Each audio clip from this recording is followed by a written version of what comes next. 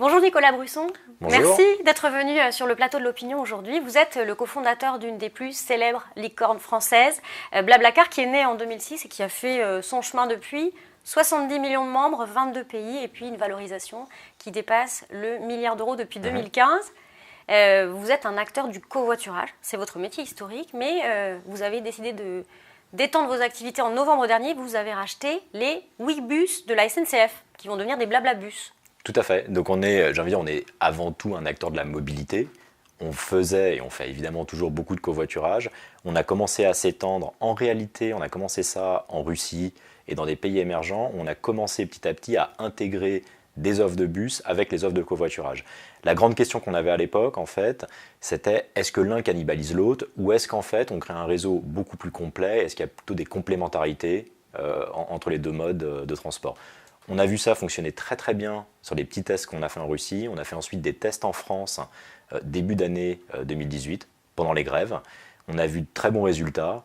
On a voulu accélérer finalement cette synergie entre les bus et le covoiturage, ce qui a amené à l'acquisition de Ouibus fin 2018. Et donc maintenant, on est vraiment en train d'étendre ce réseau bus-covoiturage à l'échelle européenne. Et alors comment est-ce que ça s'articule? Si je suis un consommateur, je vais faire des trajets parfois en voiture, parfois en bus, et vous êtes capable avec votre plateforme de m'aider à passer de l'un à l'autre? L'idée, c'est de tout avoir sur la même plateforme. Donc c'est juste d'être pratique, c'est-à-dire que pour un passager, quand tout sera intégré, je vais sur Blablacar, je vais trouver les bus et le covoiturage. Et ce qu'on voit, c'est qu'en fait, les gens ont tendance à choisir le bus vraiment pour le côté prix. Donc c'est vraiment le côté, je trouve des Paris-Lyon, des Paris-Lille, des Lyon-Marseille très peu chers, mais centre-ville à centre-ville. Le covoiturage, c'est pas cher non plus, mais la grande particularité du covoiturage, c'est la proximité, dans le sens où je vais trouver une voiture qui part à 1 km, à 2 km ou juste en bas de chez moi, qui fait un détour pour me déposer chez le copain, la copine, les parents, etc. Une manière de l'expliquer très simple, le réseau Ouibus, c'est 200 gares routières connectées en France. Le nombre de gares SNCF, toutes les gares SNCF, c'est à peu près 3000 en France. Blablacar, c'est 250 000 points de dépose par mois sur le réseau Blablacar. C'est-à-dire qu'à Paris, on en a des centaines de points de départ, de points d'arrivée. Donc c'est vraiment ce réseau très granulaire, la capillarité ou la granularité du réseau, c'est la force du covoiturage. Des gros flux très low cost, c'est la force du bus. Et en fait, on combine les deux. Donc peut-être une autre manière de l'expliquer, c'est que le gros de l'activité Ouibus se fait sur les top 100 routes de Ouibus. Si on regarde Blablacar, 80% de l'activité de Blablacar se fait sur la route 100 jusqu'à 1 millionième route. Donc en fait, on est vraiment sur, comme je disais, le côté très capillaire avec le covoiturage, le côté gros flux avec le bus. Donc l'idée, c'est de combiner les deux, tout ça sur une même plateforme. Le débat des Gilets jaunes est né sur le constat qu'il est très difficile de se déplacer dans beaucoup de zones françaises, rurales, périurbaines, quand on est un peu loin des réseaux de transport en commun. Est-ce qu'une entreprise comme Blablacar se pose la question de son rôle dans le schéma global des transports et dans ce qu'on peut appeler le service public des transports? Alors vous êtes une entreprise totalement privée, mais comment est-ce que vous vous intégrez dans cette réflexion? Oui, c'est une très bonne question. Donc c'est vrai que le mouvement des Gilets jaunes, si on revient vraiment à la genèse, c'était cette mobilité contrainte, augmentation du prix du carburant, les gens sont quotidienne, donc vraiment sur le domicile-travail, mobilité contrainte en voiture sur le domicile-travail. Ça, c'est quelque chose qu'on a toujours regardé. On a lancé récemment, donc maintenant ça fait un peu plus d'1 an, un produit qui est en fait le petit frère de Blablacar qui s'appelle BlablaLines, qui est vraiment du covoiturage domicile-travail. Là, l'idée, c'est vraiment d'aller dans toutes ces régions et de permettre à tous les gens qui partagent leur voiture tous les matins, tous les soirs, pour aller bosser et qui sont typiquement seuls dans leur voiture, donc le taux d'occupation c'est 1,1, donc en gros la voiture est vide, de partager leur voiture avec des gens qui font le même trajet le matin et le soir. Ça, c'est un produit qu'on a lancé il y a maintenant quasiment 1 an, c'était en mars-avril 2018. On a un demi-million de personnes inscrites et là on voit vraiment un décollage. On est encore au balbutiement, j'ai envie de dire, quand on regarde ça, quand on compare par rapport au grand frère Blablacar, qui est maintenant dans 22 pays, 70 millions de personnes, tout reste à construire. Mais c'est un peu le Graal de la mobilité en voiture. C'est-à-dire c'est aujourd'hui... L'optimisation des et on parle, pour donner quelques chiffres, on parle de 14 à 15 millions de Français, tous les matins, tous les soirs, utilisent leur voiture pour aller travailler.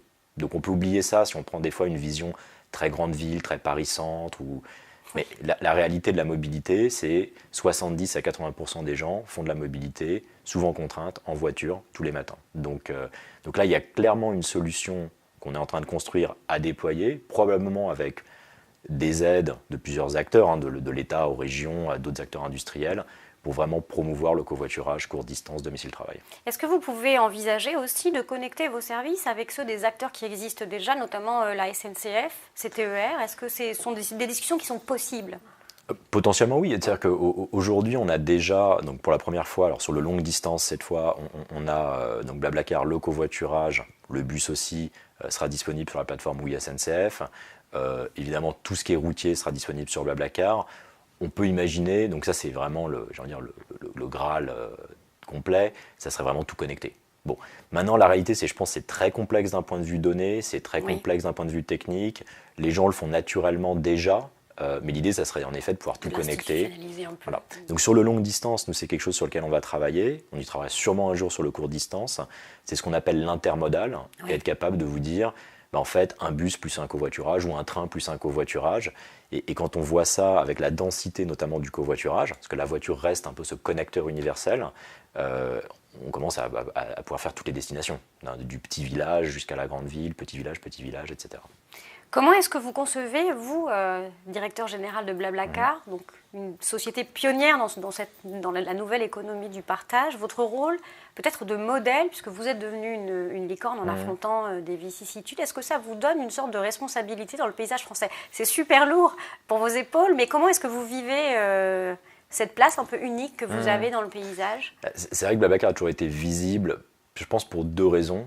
Un, parce que c'est un modèle B2C ou C2C, donc les gens le voient, utilisent le produit, donc c'est connu par ce biais, on n'est pas une plateforme B2B. Je pense que la deuxième raison, là, qui est plus propre à l'histoire de la société, c'est qu'on était une des premières sociétés françaises à vraiment devenir le leader global de ce qu'on fait. Et vous êtes le numéro 1 mondial. On est le numéro 1 mondial et on est vraiment la référence dans le covoiturage longue distance. Et qu'on soit aux États-Unis, au Mexique, n'importe où, quand on parle du covoiturage longue distance, Blablacar devient l'exemple. Ce qui est assez rare en France ou en Europe. Et c'était vraiment une volonté de notre part, dès le début, très très tôt, de s'étendre, de devenir au minimum un leader européen, voire un leader global. Et donc ça, c'était assez nouveau, je pense, dans la scène start-up française. Ce qui voulait dire lever beaucoup d'argent. On a levé beaucoup d'argent. Ce qui était le cas. Voilà, ce qui était le cas. Donc on a fait des levées de fonds historiques de 100 millions, 200 millions, le moment où on est devenu licorne. Mais au-delà des montants, c'était plutôt cette symbolique de on y va pour prendre tout le marché européen ou un marché plus grand. Historiquement, si on vient aux premières générations de start-up, c'était souvent des leaders d'un seul pays. C'est-à-dire qu'on faisait un PriceMister, on faisait un Se Loger, qui étaient des superbes sociétés, mais finalement, c'était le territoire, ce que j'appelle le footprint, était tout le temps la France.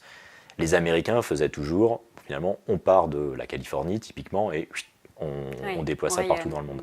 Donc c'est un peu, je pense on porte en France, en partie, l'économie de partage, la start-up, etc., mais ce côté expansion internationale et vision globale. L'idée que c'est possible. L'idée que c'est possible, et maintenant, on voit quand même, et ça, on en est plutôt fiers, que beaucoup de sociétés suivent de plus en plus ce modèle, en France en tout cas. Je vais maintenant vous poser une question qui ne concerne pas que vous, pas que Blablacar, mais je pense que tout le monde sera content d'avoir votre opinion là-dessus. Il y a cet énorme débat sur les données. Qu'est-ce qu'on fait de nos données? Qui utilise nos données? À qui appartiennent nos données? Et quelle est la souveraineté sur nos données? Comment est-ce que, selon vous, l'Europe, la France, devrait envisager cette question des données face notamment à l'appétit des plateformes américaines, des GAFA, qui sont très avides de les utiliser? Comment est-ce qu'on doit envisager ça? C'est un sujet compliqué sur lequel l'Europe ou la France s'est quand même réveillée très tard. Donc moi, c'est peut-être le premier constat, c'est déjà, on a quand même raté d'une certaine manière, que ce soit au niveau politique ou industriel, on a quand même raté le nouveau pétrole qu'elle a donné, et se rendre compte que finalement, quand les Google, les Facebook ou toutes ces sociétés grandissaient, les gens se posaient souvent cette question de quel est le business model, qu'est-ce que c'est, ça n'a pas de business model, ça ne fait pas de chiffre d'affaires, c'est étonnant. Bon, qu'est-ce qui se passe 10 ans plus tard? On parle de taxer les GAFA. Parce que maintenant, c'est quand même des monstres, c'est les plus grosses sociétés au monde, c'est les plus grandes capitalisations boursières du monde, et visiblement, c'est profitable, on parle de les taxer. Donc, c'est vrai qu'il y a un enjeu énorme autour des plateformes. Je pense qu'il y a un enjeu d'un peu de souveraineté européenne là-dedans. Et aujourd'hui, on a quand même créé en Europe une certaine dépendance à tout un tas de plateformes ou même du hardware électronique, etc., qui n'est plus produit, qui n'est plus possédé par des sociétés européennes, qui est produit en Chine, qui est possédé par des plateformes américaines. Donc oui, je pense qu'il y a un enjeu. Je pense que le premier, c'est quand même de créer un environnement de telle sorte que les prochaines générations... Parce que la bonne nouvelle, c'est que c'est des sociétés qui se renouvellent rapidement. C'est-à-dire que tout n'est pas perdu et qu'on peut encore prendre des places dans le jeu. Je pense que je pense que le jeu est très loin d'être fini. C'est ce qu'on voit. On voit bien qu'il y a eu des Google, 10 ans après, il y a des Facebook. On voit qu'il y a tout un tas de nouvelles sociétés. Donc je pense que aujourd'hui, on voit plein de sociétés chinoises se lancer. Mais je pense que la réalité, c'est qu'il faut qu'il y ait une volonté européenne, pas que française, il faut qu'il y ait une volonté européenne de créer un environnement et peut-être une forme de protectionnisme intelligent au niveau de l'Europe, peut-être au niveau des données, peut-être forcer le fait que les données soient stockées en Europe, des régulations, alors une fois, des régulations intelligentes pour les sociétés européennes, pour créer en fait un terreau fertile pour que la prochaine génération de sociétés soit aussi des acteurs européens. Ça, c'est la première chose. Puis ensuite, aider les acteurs européens à s'étendre à l'international. Donc finalement, comment est-ce qu'on fait en sorte que des Blablacar ou d'autres sociétés puissent en fait aller rayonner en dehors d'Europe, enfin, en dehors de France et en dehors d'Europe. Donc je pense qu'il y a il y a clairement un vrai challenge. Et comment on devrait faire pour les aider à aller s'installer hors d'Europe ou à s'étendre hors d'Europe? Alors, une idée, peut-être? Pour moi, la première idée, c'est de faire de l'Europe quelque chose d'un peu, enfin, en tout cas d'un point de vue digital, d'un point de vue régulation digitale, un peu plus uniforme. Oui. Parce que le problème, c'est qu'une société européenne commence à se battre pour déjà être le leader européen. C'est-à-dire pour déjà passer de la France à aller créer sa filiale en Allemagne et puis en Espagne, et puis les régulations sont un peu différentes, etc. etc. Et donc tout ça, c'est un petit peu le parcours du combattant pour déjà devenir le leader européen. Le temps qu'une société européenne prend à faire ça, on a déjà le leader chinois, le leader américain, qui a un marché qui fait au moins la taille de l'Europe. Donc il faut, au moins d'un point de vue digital, qu'on ait des régulations, que ce soit sur les datas, sur tout un tas de choses, qui soient cohérentes au niveau européen. Même au niveau des taxes, on parle des taxes GAFA, il faudrait que ce soit au moins quelque chose d'européen. Parce que sinon, on se crée en fait, souvent, je décris ça, c'est le 110 mètres haies pour les Européens, et les Américains et les Chinois, où ils font le sprint 100 mètres. Bah oui, on va plus vite sur le sprint 100 mètres que le 110 mètres haies, où on a... combien de pays européens? On a une vingtaine de pays européens à faire. On a 22 haies à franchir pour se dire on est en Angleterre. Maintenant, il y a Brexit. Après, on est en Allemagne. Donc, je pense à un marché digital uniforme, et on n'en est pas encore là, avec des régulations uniformes autour des datas sur l'Europe. C'est déjà créer un terreau qui fait qu'on peut créer des leaders européens. Pour les bus, pour les transports de voyageurs et donc pour les datas, même combat. Connectons tout ça. Merci beaucoup, Nicolas Brusson. Je rappelle que vous êtes le cofondateur de Blablacar et merci vraiment d'être venu sur notre plateau.